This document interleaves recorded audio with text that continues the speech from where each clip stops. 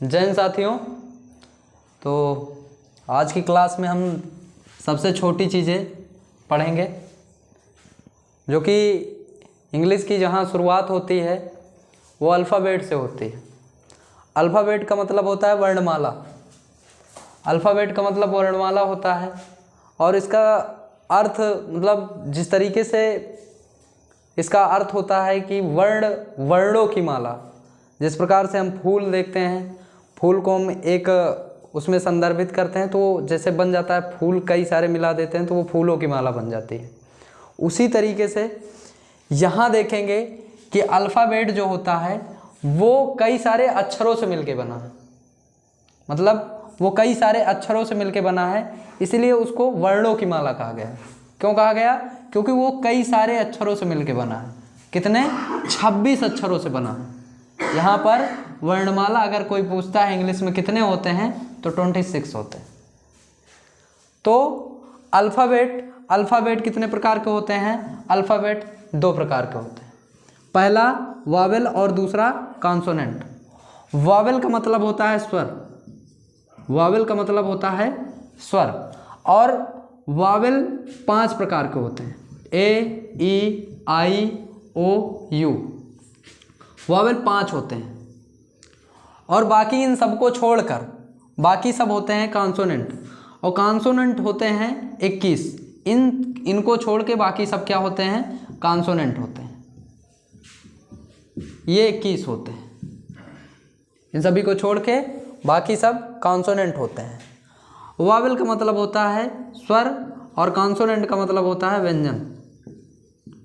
अगर यहाँ पर ए है, ओनली फॉर ए, मतलब हम यहाँ पर जैसे ए लिए कि हाँ भैया यहाँ पर ए ही है, अगर हम यहाँ पर एक लेते हैं तो वहाँ पर उसको वावेल कहा जाएगा।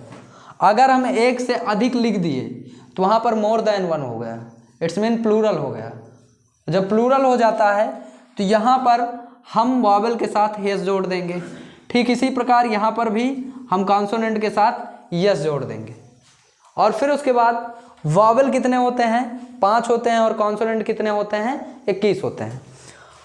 लेकिन भले ही ये 5 होते हैं, लेकिन कॉन्सोनेंट चाह कर भी इसके बिना वर्ड नहीं बना सकता है। क्यों नहीं बना सकता है?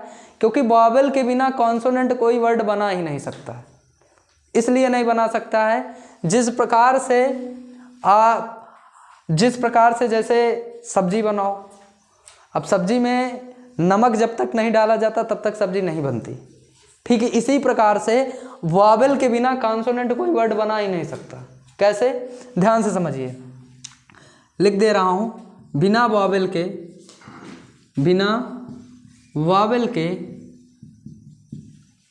कॉन्सोनेंट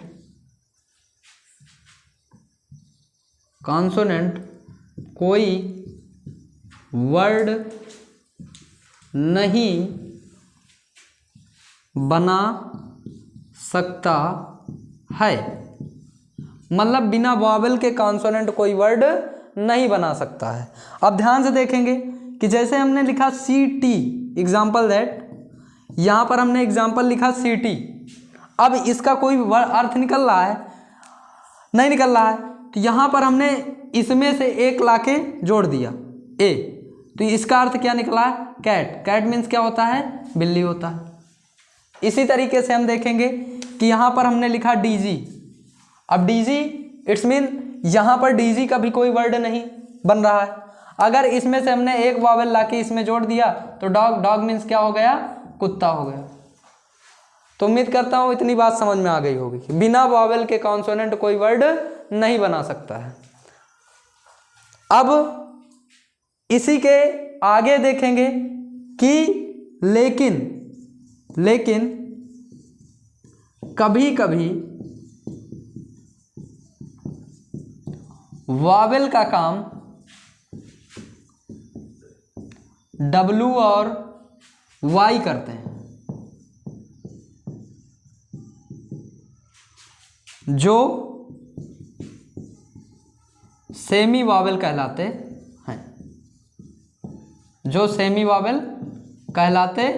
हैं, मतलब कभी कभी वावेल का काम W और Y करते हैं जो सेमी वावेल कहलाते हैं, सेमी वावेल दो प्रकार के होते हैं, डब्लू और वाई।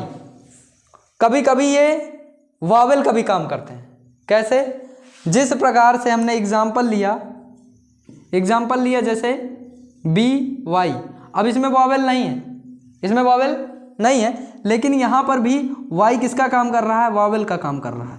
वाई मीन्स होता है द्वारा, यहाँ पर वाई किसका काम कर रहा है? वावेल का काम कर रहा है। इसी तरीके से हमने लिखा स्काई मीन्स होता है आकाश। स्काई मीन्स क्या होता है? आकाश। यहाँ पर वाई किसका काम कर रहा है? वावेल का काम कर रहा है।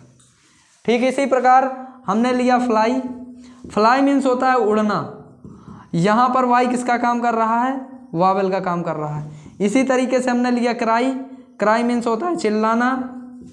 यहाँ पर भी वाई किसका काम कर रहा है? वावेल का काम कर रहा है।